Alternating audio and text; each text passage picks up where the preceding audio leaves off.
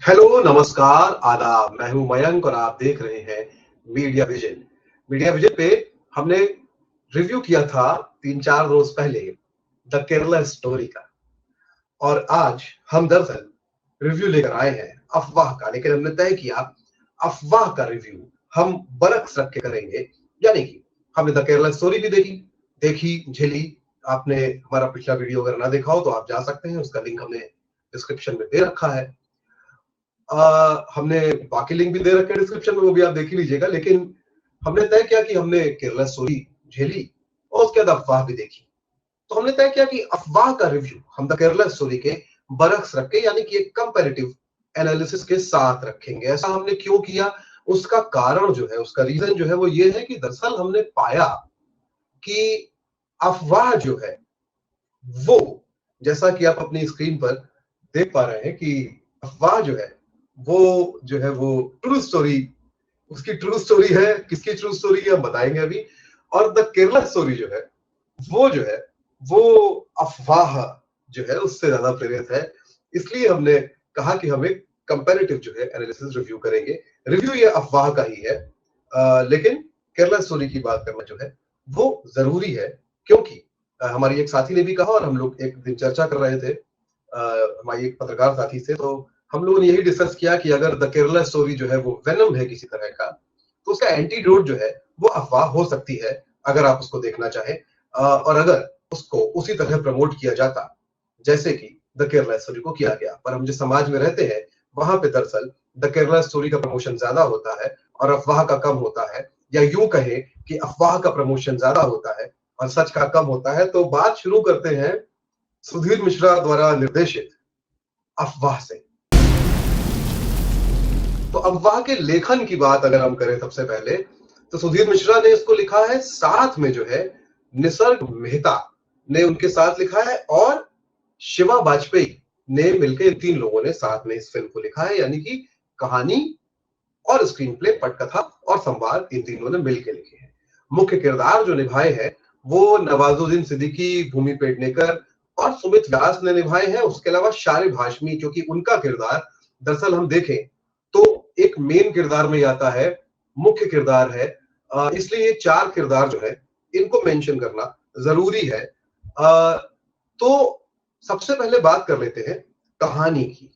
कहानी जो है वो पिछले 8-9 साल में हमने जो देखा, हालांकि वो शुरू उससे पहले ही हो गया था, पर 2014 के बाद से हमने खास तौर पे एक प्रवृत्ति देखी जहां पर अफवाह जो है वो समाज में सच का रूप ले लेती है। यानी कि एक व्यापक तौर पे इतनी तेजी से फैलती है और उसको फैलाना इतना आसान हो गया है। और अफवाह जो है वो कई बार फैलती है, पर कई बार फैलाई जाती है। और अब फैलाना जो है वो भी एक नॉर्मल ट्रेंड हो गया है। यानी कि चीजों को ट्वीक करना, चीजों को मैनिपुलेट करना, और कैसे वो एक व्यापक सच बन जाती है। क्यों? क्योंकि हम वही सच मानते हैं जो हम मानना चाहते हैं, भले ही सच कुछ भी हो। अफवाह इस बात को रखती है कहानी के तौर पे। नवाजुद्दीन सिद्दीकी जो राहब अहमद का किरदार निभा रहे हैं, एक विज्ञापन पेशेवर है, एक एडवर्टाइजिंग प्रोफेशनल है जो विदेश से भारत आए हैं और एडवर्टाइजिंग की कला सिखा रहे हैं, एडवर्टाइजिंग कर रहे हैं, बड़े दिग्गज हैं, मशहूर आदमी हैं। और वो एक ट्रेनिंग सेशन के लिए इस इलाके में जाते हैं, जिस इलाके का नाम फिल्म में कुछ और रखा गया है, पर दरअसल राजस्थानी परिवेश है। और वहां पर वो टकराते हैं निवेदिता सिंह से, जो किरदार भूमि पेडनेकर ने किया है। बड़े नेता की, राज्य के बड़े नेता की बेटी है।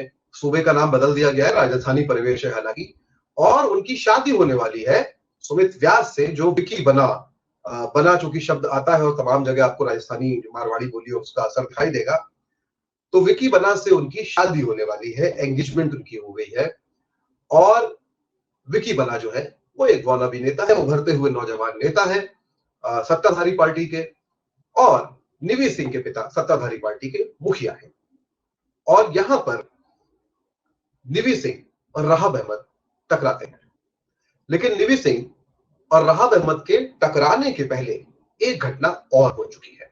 फिल्म की शुरुआत जहां से होती है, स्पॉइलर नहीं देना चाहते हैं, लेकिन विकी बना की एक रैली में कुछ उपद्रव होता है, हिंसा होती है, और उसका आरोप जो है शारिब हाशमी के किरदार पे लगता है। लेकिन निवी सिंह यानी कि भूमि पेडनेकर और नवाजुद्दीन सिद्दीकी यानी कि राहब, उनके टकराने के पहले एक घटना हो चुकी है। चंदन सिंह जो कि शारिब हाशमी का किरदार है, जो करीबी हैं विकी बना के, जो उभरते हुए नेता है। विकी बना की रैली में उपद्रव होता है, हिंसा होती है, चंदन सिंह पे आरोप होता आता है, चंदन सिंह को वहां से गायब कर दिया जाता है। और राजनीति कहां लेकर जाती है विकी बना, जिनसे निवीर सिंह, जो एक आधुनिक लिबरेटेड महिला है, प्रोग्रेसिव महिला है, शादी करने वाली है, वो ही अपने खास आदमी की जान के दुश्मन बन जाते हैं। और इस सब के बीच चंदन सिंह जब फरार है जान बचा के, निवीर सिंह और रहाब टकराते हैं, नवाजुद्दीन सिद्दीकी और भूमि पेडनेकर टकराते हैं। भूमि पेडनेकर घर छोड़ के जाती हैं नाराज होकर, और उसके बाद उनको रास्ते में रहाब अहमद मिलते हैं। और किस तरह से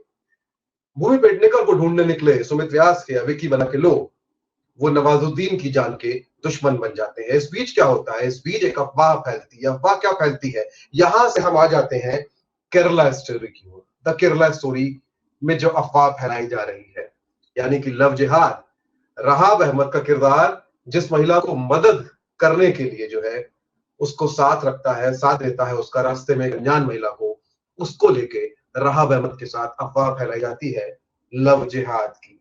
जी हाँ, केरला स्टोरी का जिक्र इसलिए जरूरी है, कंपैरेटिव एनालिसिस इसलिए जरूरी है। केरला स्टोरी, जैसा कि हमने पिछले रिव्यू में बताया, एक पूरी फिल्म है जो एक अफवाह को एक फैक्ट के तौर पे रखने की कोशिश करती है। यानी कि कुछ घटनाओं के आधार पे वो ये कह देती है कि यही होता है। उस पूरी फिल्म को देख के आपको लगेगा कि जैसे इस देश में तमाम मुसलमान नौजवान तमाम हिंदू लड़कियों को कन्वर्ट करने और आतंकवादी बनाने की फिराक में है। जबकि ऐसे कुछ मामले थे जहां पर शादी करने के बाद, प्रेम करने के बाद कुछ महिलाएं जो है इस ट्रैप में आ गई थी। और इसका आंकड़ा हम पिछले वीडियो में आपको बता चुके हैं, जिसको आप देख सकते हैं। तो केरला स्टोरी एक अफवाह को जो है वो स्टोरी बना रही है, ठीक है। जैसा कि हमने लिखा है, केरला स्टोरी की अफवाह, केरला स्टोरी अफवाह को स्टोरी बनाती है, जबकि अफवाह जो है वो हमारे समाज की ट्रू स्टोरी है। अफवाह केरला स्टोरी के उसी मिथ को असल में आपको दिखाती है कि कैसे समाज में सोशल मीडिया के जरिए खास तौर पे जो है एक ऐसा मामला जहां दरअसल नवाजुद्दीन सिद्दीकी के किरदार को शाबाशी मिलनी चाहिए थी, तारीफ होनी चाहिए थी कि वो उसने एक महिला की मदद की, पितृसत्ता से बचने में एक आजाद महिला जो अपनी तरह से जिंदगी जीना चाहती है, उसकी जगह मामला बना दिया जाता है लव जिहाद का, और पूरा समाज दुश्मन बन जाता है उस व्यक्ति का जो दरअसल एक अच्छे इंटेंशन से किसी महिला की मदद कर रहा है। वो जानता भी नहीं है उस महिला को, और कहानी आगे बढ़ती है और कहानी में क्या क्या होता है, क्या कॉन्सिक्वेंसेस उनको फेस करने पड़ते हैं। तो उसकी ये कहानी है कि एक अफवाह कैसे फैलती है, कैसे मैनिपुलेट होती है, और समाज में जहां जहां जो जो लोग हैं वो उसको कैसे इस्तेमाल करते हैं। फिल्म का स्क्रीन प्ले जो है उसमें कुछ जगह आपको जरूर लगेगा कि कहीं हल्का सा कुछ रिपीटिशन हो रहा है, बिल्कुल इसमें लगेगा।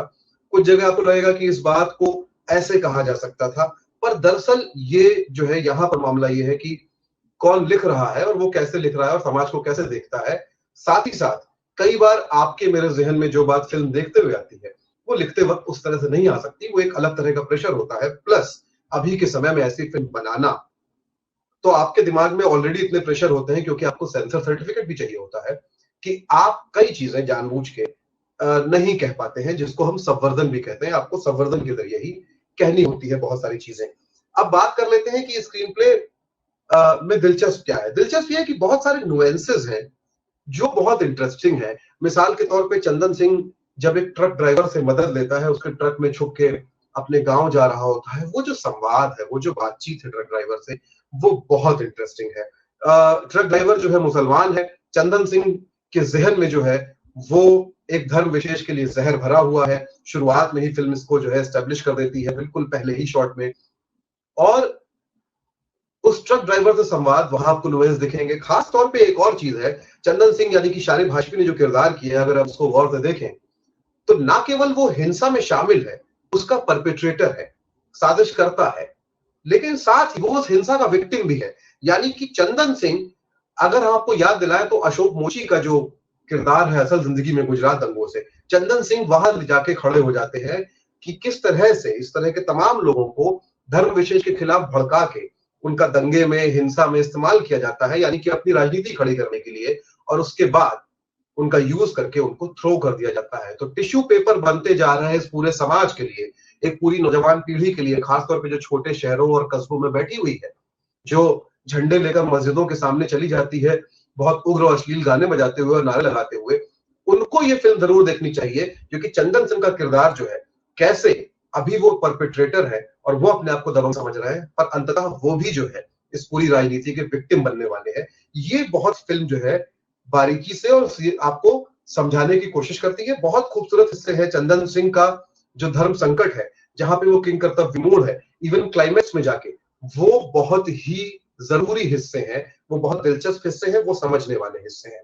यही कॉन्फ्लिक्ट विकी बना के साथ भी है कि विकी बना जो है वो एक तरफ ये नहीं चाहता है कि ये हिंसा हो, लेकिन दूसरी तरफ उसके राजनीतिक सलाहकार उसको ये भी समझा रहे हैं कि जरूरी और इवेंचुअली कैसे एक व्यक्ति राजनीति के लिए, नेता बनने के लिए, अपने राजनीतिक उत्थान के लिए कैसे शैतान में तब्दील होता है और उसको पता भी नहीं चलता। वहीं निवेदिता सिंह का किरदार खड़ा हुआ है और ये सब कैरेक्टर बिल्डिंग का प्रोसेस है जो बहुत दिलचस्प है।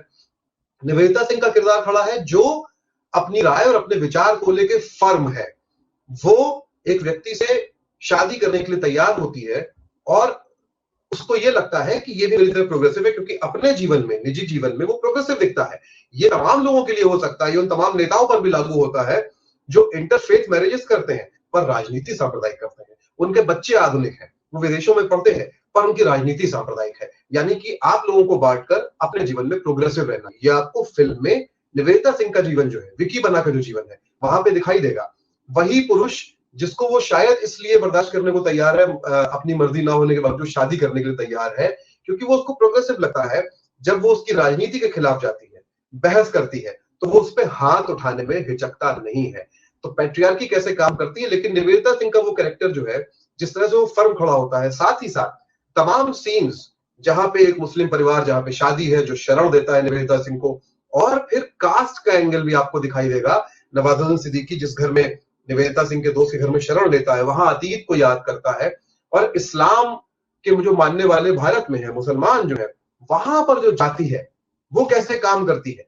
इस्लाम में मूलतः भले ही जातियां ना हो, पर भारत में या साउथ ईस्ट एशिया में मुस्लिम किस तरह से कास्ट सिस्टम को फॉलो करते हैं, वो नुएंस भी सुधीर मिश्रा लेकर आते हैं इस कहानी में, जो बहुत दिलचस्प है। अच्छी बात यह है कि स्क्रीन प्ले जो है उसमें कुछ एक लूप होल्स होने के बावजूद, और ये लूप होल्स दरअसल लूप होल्स भी नहीं है, ये मुझे पर्सनली लगता है सुधीर की तमाम फिल्में देखने के बाद कि ये उनकी एक स्टाइल है, उनकी शैली है कि वो कई बार जो है वो खो जाते हैं अपनी कहानी में, जो कहना चाहते हैं उसके नुएंसेस को लेकर। ये आपको ये साली जिंदगी में भी दिखाई देगा, ये आपको तमाम और फिल्मों में सुधीर की दास दे में भी दिखेगा। तो वो एक स्टाइल है जो कई बार स्क्रीन प्ले के जो मूलभूत सिद्धांत है उनके खिलाफ थोड़ा सा जाता है। उसके बावजूद सीक्वेंसेस का जो क्रम है वो बहुत दिलचस्प और वो अच्छा है। कई बार चीजें ऐसी जगह आती हैं जहां आप एक्सपेक्ट नहीं कर रहे होते और इसलिए वो आप पर ज्यादा असर डालती हैं। किरदार किसी मुश्किल सिचुएशन में जो बातें कह रहे हैं वो बहुत जरूरी है, यानी कि संवाद जो है उन पर मेहनत की गई है, यानी कि संवर्धन करते हुए भी कई बार बहुत ओपनली बहुत सारी चीजें बोली गई हैं। कुछ चीजों को देख के आपको ये भी रियलाइज होगा कि आखिर इस फिल्म को सेंसर सर्टिफिकेट कैसे मिला। सिनेमेटोग्राफी की जहां तक बात है, ये पूरा एक नया दौर है जहां पे लो लाइट शूटिंग, लो लाइट कैमरा रियलिस्टिक फिल्मों को बनाने के लिए इस्तेमाल होता है। तो वो आपको जो है बहुत दिलचस्प दिखेगा।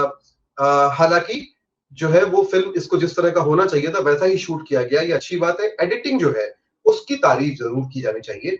एडिटिंग सधी हुई है, एडिटिंग में कोई एक्स्ट्रावेगेंट बिना बात के प्रयोग नहीं किए गए हैं।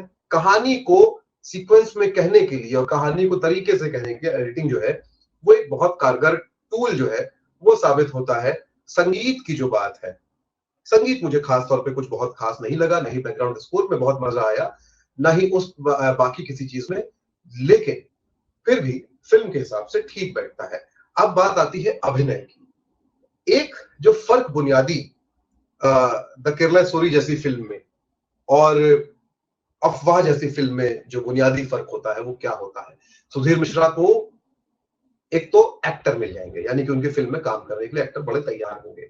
द केरला स्टोरी जैसी फिल्म में बड़े एक्टर, अच्छे एक्टर मजे हुए काम करने को आमतौर पर तैयार नहीं होंगे। यही समस्या आपको जो है वो कश्मीर फाइल्स में भी दिखेगी, वही केरला स्टोरी में। इससे एक मैसेज ये भी आता है कि अभी भी बॉलीवुड में कम से कम ये सलाहियत बची है कि तमाम बड़े और अच्छे जो अभिनेता है वो प्रोपेगेंडा फिल्मों में काम करने से बचते हैं। अनुपम खेर को मैं इसमें नहीं गिनना चाहूंगा, वो एक अपवाद हो सकते हैं, लेकिन अगर आप देखें तो केरला स्टोरी जो है उसमें जहां आपको लैक ऑफ एक्टर्स ही दिखेगा, आपको एक्टर्स ही नहीं मिलेंगे और कोई भी अच्छी एक्टिंग नहीं कर रहा है। जाहिर सी बात है, नवाजुद्दीन सिद्दीकी और भूमि पेडनेकर जैसे लोग जहां पर, शारिब हाशमी जैसे लोग जहां पर होंगे, वहां अभिनय तो अच्छा मिलेगा ही। लेकिन दो लोगों की तारीफ बहुत खास तौर पे करनी होगी। पहले नवाजुद्दीन सिद्दीकी की बात कर लेते हैं। लेकिन नवाजुद्दीन सिद्दीकी इसमें एक अलग तरह के किरदार में दिखे हैं, यानी कि बहुत रिफ्रेशिंग चेंज है। इसके पहले के उनके जो किरदार थे वो ग्रामीण या देसी या भदेस या उस तरह का टोन लिए हुए होते थे, या फिर मुंबईया टोन लिए हुए होते थे, और वहां भी वो जो है एक भदेस मुंबईया जो है, टिपिकल मुंबईया, उस तरह का किरदार होगा। इस फिल्म में नवाजुद्दीन सिद्दीकी एक इलीट शहरी के तौर पे दिख रहे हैं और बहुत दिलचस्प है ये ट्रांसफॉर्मेशन, और नवाज ने उसको अच्छे से निभाया है। आप थोड़ा सा हैरान होंगे नवाजुद्दीन सिद्दीकी को इस फिल्म में देख के, लेकिन जिन दोनों का मेंशन होना चाहिए उसमें से एक नाम तो शारिब हाशमी का है। चंदन सिंह का किरदार कमाल का किया है शारिब हाशमी ने, और एक दूसरा किरदार है सुमित कौल का। अभी तक मैंने सुमित कौल का नाम नहीं लिया था इस वीडियो में, मैं इसी मौके के इंतजार में था। सुमित कौल जिन्होंने इंस्पेक्टर तोमर का किरदार किया है, बहुत शानदार अभिनय है, बहुत शानदार काम है। कई जगह सिर्फ चेहरे के एक्सप्रेशन से उन्होंने वो बयान कर दिया है जो आपको आसानी से जो है वो संवादों में भी नहीं मिल पाता है तमाम फिल्मों के। सुमित कौल को नोटिस किया जाना चाहिए इस फिल्म के जरिए। एक और किरदार जिनकी बात होनी चाहिए वो है टीजे भानु। टीजे भानु को आपने इसके पहले अनफॉरगेटेबल आर्मी जो है आजादी के लिए अमेजन की जो सीरीज थी अमेजन, उसमें आपने टीजे भानु को देखा होगा। टीजे भानु ने रिया राठौड़ का किरदार किया है। कम सीन उनके हिस्से में आए हैं, पर उसके बावजूद कमाल का काम हम पहले भी देख चुके हैं वो करती हैं, पर इस फिल्म में उन्होंने बहुत शानदार एक किरदार निभाया है। तो टीजे भानु के काम की भी तारीफ होनी चाहिए। ये तीन लोग, इनका स्पेसिफिक मेंशन बहुत जरूरी था।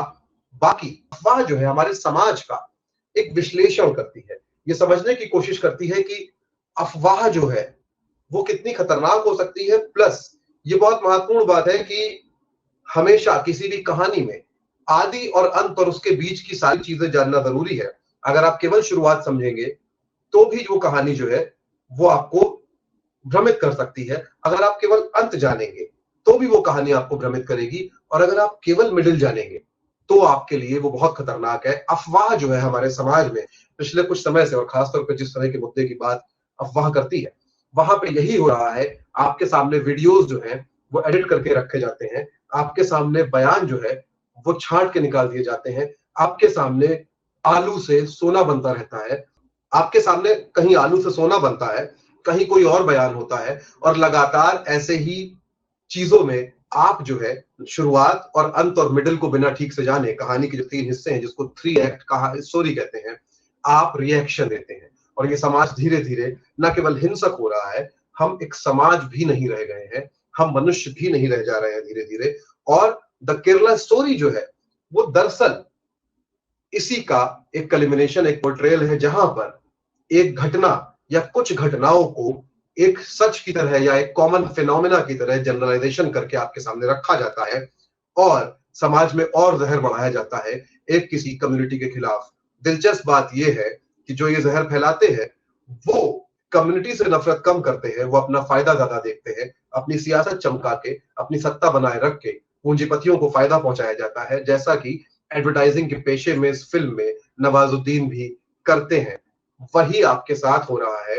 यकीन मानिए, ये जो एडवर्टाइजिंग है हिंसा की, नफरत की, सांप्रदायिक विद्वेष की, ये किसी भी दिन जहर है। और ऐसे में अफवाह जो है वो एक एंटीडोट हो सकती है इस जहर की, लेकिन द केरला स्टोरी इस जहर को फैला रही है। जाते जाते एक अहम बात, कई लोग जानना चाहते थे कि मेरी राय क्या है एक राज्य में इस फिल्म को, केरला स्टोरी को बैन करने के लिए। मैं इसके बिल्कुल खिलाफ हूं। इसके दो हिस्से हैं। एक तो ये कि आप फिल्म पे रिव्यू कर सकते हैं, उसके खिलाफ हो सकते हैं, आप समाज को इतना बेहतर बना सकते हैं कि वो इसके झांसे में ना आए। आप जवाब देने के लिए अफवाह जैसी फिल्म को प्रमोट कर सकते हैं। ममता बनर्जी के पास या किसी भी नेता के पास ये विकल्प था कि अफवाह रिलीज हुई थी, उसको वो देखते, अपने राज्य में टैक्स भी करते। जैसे एक पॉलिटिकल पार्टी के लोग द केरला स्टोरी को प्रमोट कर रहे हैं, तमाम विपक्ष जो है वो अफवाह को प्रमोट कर सकता था, उसको आगे बढ़ा सकता था। ये करने की जगह आप एक दूसरी फिल्म को बैन कर देते हैं, और बैन करके जो चर्चा उसको नहीं मिल रही थी, जो प्रसिद्धि नहीं मिल रही थी, जो एक्साइटमेंट शायद लोगों में नहीं था, वो आप जगा देते हैं। आप इस तरह से धार्मिक कट्टरपंथियों का अफवाहबाजों का काम आसान करते हैं। आप अफवाह के बदले में अफवाह खड़ी कर देते हैं, जिसका विरोध सुधीर मिश्रा की ये फिल्म करती है। अफवाह जैसी और फिल्में बननी चाहिए, जिससे कि रोज बरोज क्राफ्ट बेहतर हो, रोज बरोज डर कम हो लोगों के मन में से और फिल्म बनाने वालों के मन में से। सुधीर मिश्रा को इस फिल्म को बनाने के साहस के लिए बधाई मिलनी चाहिए, लेकिन साथ ही साथ हम सबको सोचना होगा कि क्या हम जो लोग ये चाहते हैं कि अफवाह जैसी फिल्में बने, जब वो बनती हैं और रिलीज होती हैं, तो क्या हम उनको बढ़ाने में, उनको सफल बनाने में, उनको लोगों तक पहुंचाने में नागरिक के तौर पे, पॉलिटिकल क्लास के तौर पे अपना कोई योगदान देते हैं? इसी के साथ ये रिव्यू खत्म होता है। जाते जाते मीडिया विजिल का यूट्यूब चैनल जो है वो सब्सक्राइब कर लीजिएगा। यूट्यूब सब्सक्राइब अगर कर ले तो ट्विटर पे हमारा हैंडल है @मीडिया विजिल इंडिया, और फेसबुक पे मीडिया विजिल के नाम से है, वहां आप जाके हमको फॉलो कर सकते हैं। जाते जाते एक बार फिर से बहुत बहुत शुक्रिया इस फिल्म को बनाने के लिए सुधीर मिश्रा का, लेकिन साथ ही साथ ये भी याद दिला दे कि द केरला स्टोरी को लेकर पूरा माहौल बनाया जा रहा है, और इस फिल्म का, इसको बनाने वालों का और इसको प्रमोट करने वालों का एक ही मकसद है, समाज में जहर फैलाना। आप अफवाह देखें या ना देखें, अफवाहों से बचें जरूर। याद रखें, एक अच्छा मनुष्य बनना हमारी अपने प्रति जिम्मेदारी है, और जब ये जिम्मेदारी हम निभा लेते हैं तो देश और समाज के लिए बाकी जिम्मेदारियां हम अपने आप निभा देते हैं।